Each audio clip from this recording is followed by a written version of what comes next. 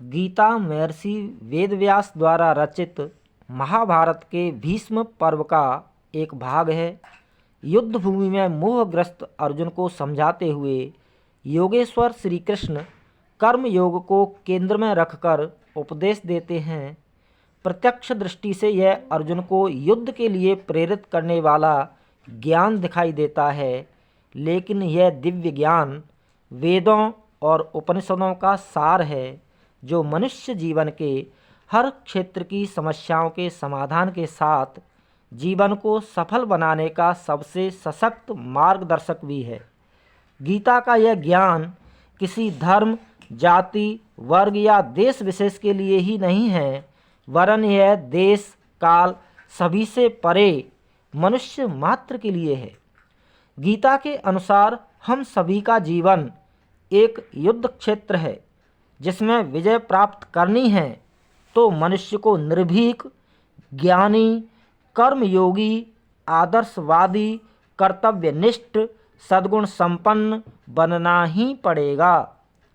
गीता में बहुत ही विस्तृत संदेश निहित है, लेकिन जिन मुख्य विषयों को केंद्रित किया गया है वे हैं ज्ञान, कर्म और भक्ति।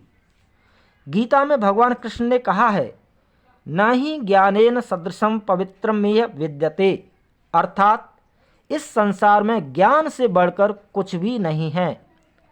उपनिषदों में भी कहा है कि ऋतेन ज्ञानान मुक्ति, अर्थात ज्ञान के बिना मुक्ति संभव नहीं है।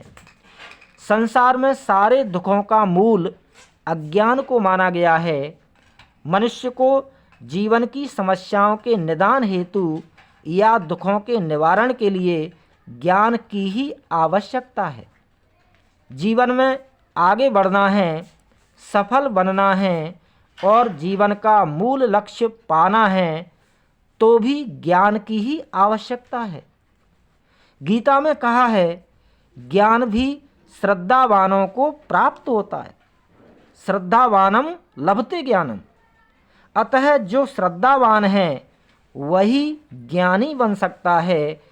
ज्ञानवान व्यक्ति को ही गीता ने स्थित प्रज्ञ कहा है। स्थित प्रज्ञ वह है जिसका अपनी मनः स्थिति पर, कामनाओं पर नियंत्रण है। सामान्यतः देखा जाता है कि मनुष्य छोटी छोटी कठिनाइयों से परेशान हो जाता है। परिस्थितियाँ थोड़ी भी प्रतिकूल हो तो मनः स्थिति विचलित हो जाती है।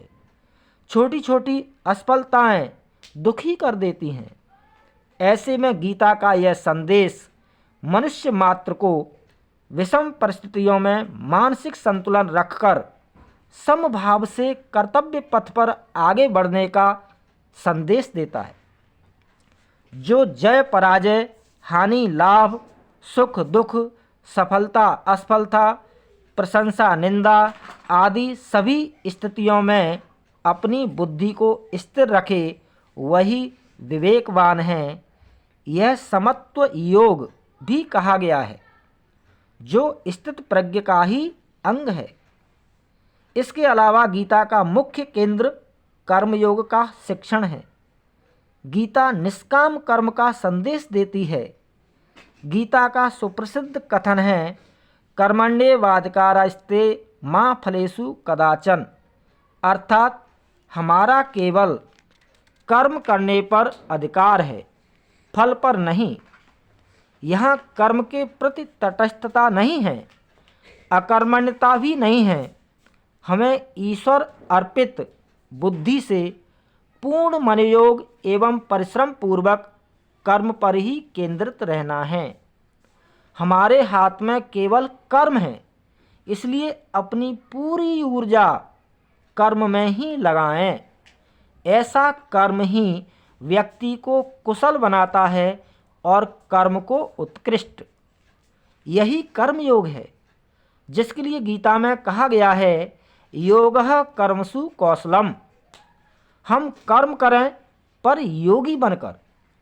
ऐसे कर्म हमें निष्काम कर्मयोगी बनाते हैं।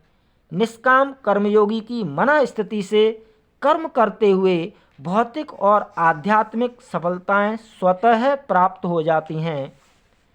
गीता के अनुसार मनुष्य दो प्रकार की संपदा से युक्त होता है, दैवीय और आसुरी।